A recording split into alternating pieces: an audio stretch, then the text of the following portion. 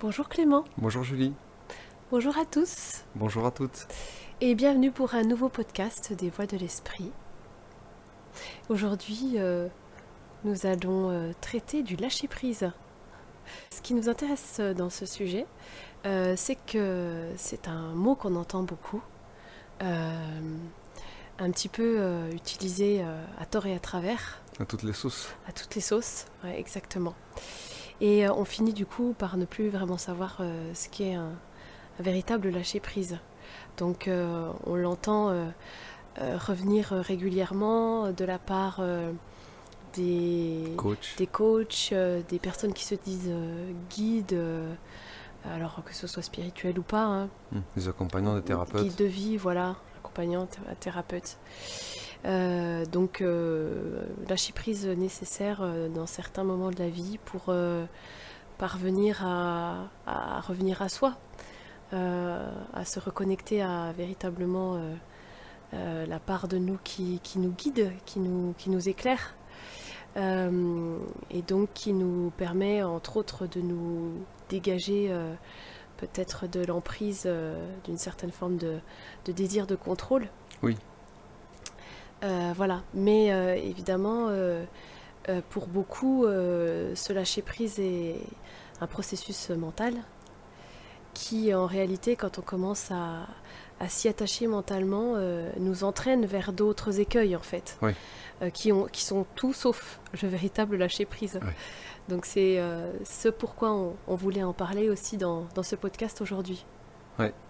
Parce que c'est vrai que quand on parle de ce lâcher prise, ça fait référence justement au fait d'abandonner complètement le contrôle, c'est-à-dire de ne plus maîtriser les issues ou les chemins par lesquels on veut parvenir à notre résultat. Mais ce qu'on oublie avant tout, c'est que c'est pas tellement le sentier là qui va compter, mais déjà le fait de pouvoir se dire pourquoi je veux atteindre tel but, tel objectif, tel résultat. Alors c'est ça qui nous tient en fait, comment dire, un peu pieds et mains liés et qui nous empêche de pouvoir laisser la route se dérouler telle qu'elle doit se faire. Et puis alors on brandit le lâcher prise évidemment comme une espèce de chose qui amènerait à la résolution de tout, Une solution une miracle, solution un peu. miracle.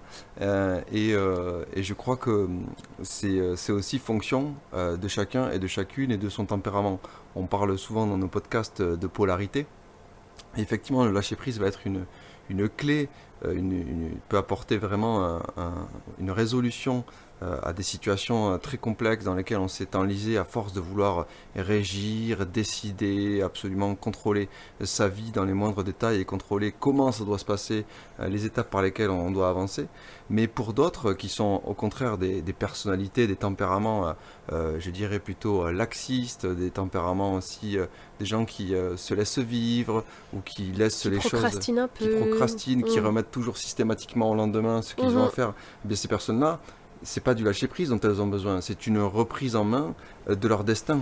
Donc lâcher prise n'est pas à confondre avec s'installer dans le canapé et attendre que ça se passe.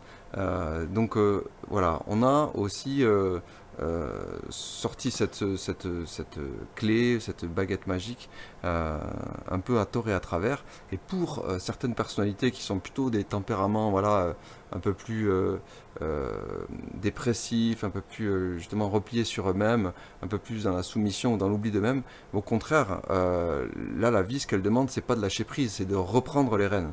Donc c'est ça qui est très important à savoir, c'est que le lâcher prise n'a rien à voir avec une bonne ou une mauvaise attitude à adopter. C'est pas une posture, c'est pas une idéologie mentale comme tu le rappelais en introduction. C'est vraiment en soi, s'en remettre à plus grand que nous et bien vouloir laisser la vie décider sans pour autant voilà, abandonner toute action, toute idée de décision, de poser des choix, etc. Lâcher prise, c'est lâcher prise sur ce que va penser l'autre, ce que va décider l'autre, ce que va nous proposer la vie pour parvenir à l'intention qu'on a posée. Oui, c'est une forme de discernement en fait. Déjà, le lâcher prise, ça commence par ça. Oui. discerner véritablement ce dont on a besoin là dans cet instant T de notre existence, Oui, pour se laisser imprégner en fait par la vie, oui, se laisser tout simplement montrer le chemin, guider. Et ce lâcher prise, il vient forcément avec la volonté véritable d'accueillir ce qui va être proposé. oui, Donc, parce que ce qu'on voit beaucoup, c'est les gens qui souhaitent lâcher prise, mais pour une résolution positive, oui, entre qui guillemets, a un de leurs gain, problèmes. un bonus. Voilà, c'est-à-dire, bon là, dans ma vie, il y a plein de choses qui vont pas, il faut que je lâche prise pour que ça finisse par bien aller. Or, c'est pas ça, en fait, le lâcher prise, c'est véritablement se laisser traverser par ce qui doit être, et accueillir et être prêt à le faire. C'est-à-dire même si ce que va nous proposer la vie d'un premier abord n'est pas confortable, N'est pas ce à quoi on n'est pas s'attendait. ce qu'on aimerait en fait, tout simplement. Ce qu'on n'aimerait pas se retrouver dans une situation où il va falloir par exemple poser un acte un petit peu ferme, Décisif, décisif, où il va falloir sortir de sa grotte, de sa zone de confort. de sa zone de confort, voilà, sortir du personnage, parce que c'est ça qui nous est demandé aussi. Oui. Sortir du personnage, mais c'est pas confortable évidemment. Quand on est connu comme étant tel ou tel personnage, la personne gentille, celle qui est Aimable. serviable, etc. Bon, par exemple, si on est amené à la vie peut nous amener à ça, nous demander en fait, et dans un vrai lâcher-prise, eh bien d'accepter ce mouvement Oui, en dehors du personnage justement, et en retour vers soi. Donc c'est important d'avoir une intention en fait ferme oui, avant de se dire bon allez, peut-être que le lâcher-prise serait la solution. Parce que en fait c'est ce qu'on constate souvent, hein, c'est oui. que c'est en dernier recours. Bon, vu qu'il n'y a pas trop d'autres solutions, on va Oui, lâcher prise. quand on est au pied du mur, effectivement, au bord de la falaise, il n'y a pas d'autre solution que de lâcher prise. Voilà. Mais sauf que des fois, on se retrouve dans des situations vraiment périlleuses, voire chaotiques, et il peut s'agir d'une forme de non-choix. Oui. Hein, voilà. Alors, du coup, le lâcher prise n'intervient pas comme une décision profonde intérieure, mûrement réfléchie, mûrement actée, mais comme une voie sans issue dans laquelle on s'est engouffré et bon, on n'a pas d'autre choix, il faut lâcher prise. Mais c'est un peu, moi j'aime bien utiliser l'image du singe qui va de liane en liane. Mm. En fait, on veut lâcher prise, comme tu le dis, c'est-à-dire qu'on veut attraper la liane qui suit, mais on ne veut pas lâcher celle qui précède. Mhm. Alors du coup, qu'est-ce qui se passe? Ce qui se passe, c'est que dans le mouvement d'avancement de la vie, on attrape la suivante, on tient l'ancienne et on finit par Écartelé. être écartelé. Donc la séparation, la division en soi, on veut retenir l'ancien tout en voulant aller vers le nouveau. On veut s'accrocher au passé et en même temps se projeter vers le futur. Et on finit dans cette, en fait, on finit au milieu du ravin parce que à un moment donné, on ne peut plus tenir Mhm. à la fois les deux extrémités auxquelles on tient. Donc lâcher prise, c'est aussi vraiment se dire, voilà, je vais de l'avant, c'est-à-dire ça nécessite effectivement ce mouvement, cette intention, enfin ce mouvement vers cette intention qui est la nôtre, à condition d'avoir défini une intention qui soit en accord avec véritablement son cœur et ses aspirations les plus profondes. Parce que si on détermine des objectifs à atteindre comme, je sais pas moi, des objectifs quantitatifs, des objectifs fondés sur le toujours plus, ou fondés sur quand j'aurai ça, je serai tranquille, ou ça Mhm. ira mieux quand j'aurai réglé ce problème, ben à ce moment-là, on n'est pas sur des choses qui nous parlent, en fait, qui nous font vibrer, qui nous font aimer, qui nous font avancer. On est sur des choses qui nous disent qu'une fois cela atteint, alors, une fois que j'aurai validé cette étape, je me sentirai mieux. Mhm. Or, on s'aperçoit, même un sportif de haut niveau, lorsqu'il gagne finalement la médaille, qu'il arrive numéro 1, voilà, effectivement, il relâche à ce moment-là, il y a beaucoup de joie, beaucoup de pleurs, il est top 1, numéro 1 mondial ou numéro 1 de France. Mais derrière son objectif, il va falloir qu'il se refixe quelque chose. Et souvent, c'est de se battre son propre record. Donc en fait, on a de cesse que de vouloir comme ça grimper, grimper, grimper, grimper. Alors non pas que la compétition soit à bannir, à considérer comme un problème, une maladie. Mais à un moment donné, c'est pourquoi je fais ça. C'est s'interroger sur nos objectifs. Qu'est-ce qui me met en mouvement? Est-ce que c'est l'amour ou est-ce que c'est le désir de briller, par exemple? Mhm. Ou le désir d'être reconnu, etc., etc. Et ça nous interroge comme ça sur nos intentions. Et effectivement que on n'est pas maître du chemin et du destin qui est le nôtre. Alors même si effectivement on peut parvenir comme ça à obtenir des médailles, à acquérir nos objectifs, c'est au prix de quels efforts, quoi. C'est toujours au prix d'énormes sacrifices. Alors le lâcher prise, c'est l'inverse, c'est-à-dire que c'est se laisser guider par notre propre instinct, notre propre discernement, pour aller dans la voie qui nous rapproche toujours un peu plus de nous-mêmes. Pour revenir à cette image du singe et de la liane, il y a forcément un moment où entre la liane qu'il va prendre, agripper, et celle qu'il lâche, il y a un moment en apesanteur. Oui. Et ce moment-là, c'est le vrai lâcher-prise en fait. C'est ce moment-là. C'est ce moment-là, c'est-à-dire... Tout est lâché là. Là, je suis entre les mains de Dieu. Oui. Hein, c'est vraiment ça, ce qu'on peut ressentir, et c'est le moment le plus magique. D'ailleurs, les personnes qui ont vécu ces moments-là, c'est ça, c'est quand on ne sait pas, mais qu'on a toute confiance. Et c'est arrivé pour certains d'entre nous de vivre ce sentiment-là. Et a posteriori, quand on s'en souvient, c'est avec émerveillement et même beaucoup de joie. Oui, toujours. Toujours. Les enfants sont sensibles à ça aussi. Ouais.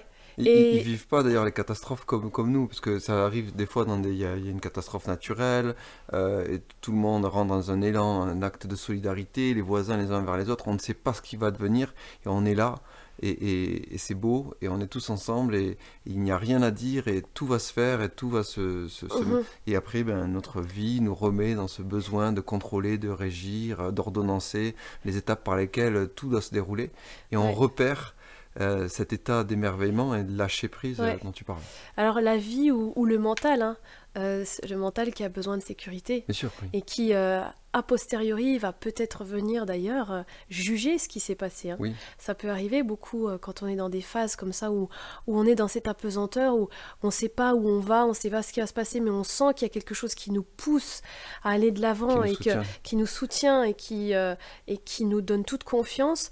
Et puis ça peut être tout à fait revisité dans le futur par le mental qui va dire oui mais quand même à cette époque-là j'étais jeune, j'étais insouciant, c'est normal, c'est plus des choses que je peux faire aujourd'hui. Quand on y repense, c'était quand même risqué, dangereux. Voilà, c'est ça. Beaucoup disent oui, je me rappelle avec les amis, on sautait du plongeoir à 5-6 mètres de haut sur une cascade où on pouvait se noyer à tout moment. Aujourd'hui, je ne le referai plus jamais. J'étais effectivement insouciant, inconscient et un peu foufou, mais à ce moment-là c'était la vie qui s'exprimait, et comme on était dans un état d'amour et de lâcher prise et de totale confiance, en ce qui allait advenir, eh bien l'accident ne survient jamais dans ces moments-là. L'accident il survient quand on est justement tendu, quand on est préoccupé, quand on n'est pas présent aussi, il suffit distrait. qu'on soit distrait, qu'il se passe quelque chose. Oui, donc en fait le lâcher prise c'est aussi une grande présence. Oui. Et ça c'est quand on revient sur des moments de sa vie comme ça où on a vécu et on se dit qu'est-ce qui peut faire que à ce moment-là de ma vie j'ai vécu ce lâcher prise là sans que j'ai eu à faire aucun effort en fait. Parce que c'est souvent ça, c'est quand on a vécu ce genre d'expérience, on a envie de pouvoir la réitérer, mais évidemment avec tout le passif mental qui vient observer l'expérience, la juger, dire tiens à ce moment-là, et en réalité la placer sur un certain niveau, à dépasser. Voilà, de positif ou négatif en fonction de comment on se sent, et finalement la condition sine qua non, mais qui revient, c'est la présence, c'est cet état de présence, quoi. Et de fraîcheur, c'est-à-dire de bien vouloir accepter que chaque expérience ne peut pas se dérouler de manière identique ou de manière comparative à la précédente. Oui. Parce que c'est vrai que quand on vit comme ça ces moments de grande ouverture, de grand lâcher-prise, on a cette tendance à vouloir les renouveler, les perpétuer. Ou au contraire, comme tu le disais, de venir y apposer quelque chose a posteriori en disant aujourd'hui je serai plus capable, etc. Ou à l'inverse, c'était magique, qu'est-ce que j'aimerais pouvoir revivre ça. On part dans l'idéalisation qui, encore une fois, nous extrait de ce présent-là. Exactement. Où tout est possible d'être effectivement vécu dans ce lâcher-prise qui est simplement d'accepter les choses telles qu'elles sont et ensuite de pouvoir poser les décisions qui semblent les plus adaptées et justes à chaque situation. Mhm. Ce sera le mot de la fin, Clément. Merci Julie. Merci à toi. Merci à vous pour votre écoute. Merci à vous tous et à vous toutes. Et à bientôt pour un prochain podcast. À bientôt.